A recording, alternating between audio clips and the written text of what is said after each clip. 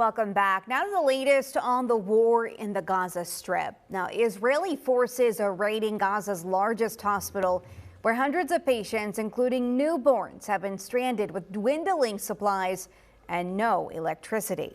Israel says a Hamas command center is underneath the medical center in the heart of Gaza City, and there are growing concerns about the patients inside.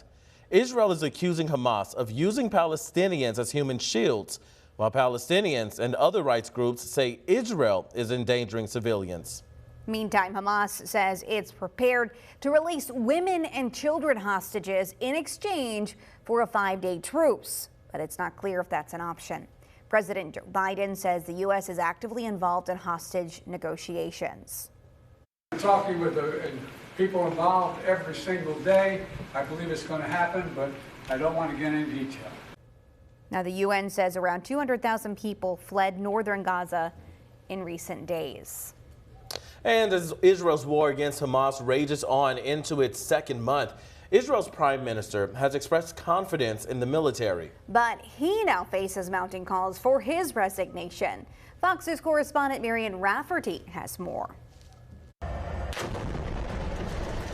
Israeli ground forces rooting out Hamas militants across northern Gaza, destroying Hamas infrastructure and pushing forward with their goal to eliminate the terror group from the region after its deadly incursion into Israel last month. Hamas has lost control, and in fact, we control the entire upper and central range of the Gaza Strip. Besides carrying out a raid of Gaza's largest hospital on Wednesday, which the White House confirmed has been used to hide Hamas fighters, Hamas and the Palestinian Islamic Jihad use some hospitals in the Gaza Strip, including Al-Shifa, and tunnels underneath them to conceal and to support their military operations and to hold hostages. IDF troops say they also gained control of a legislative building and police headquarters in northern Gaza.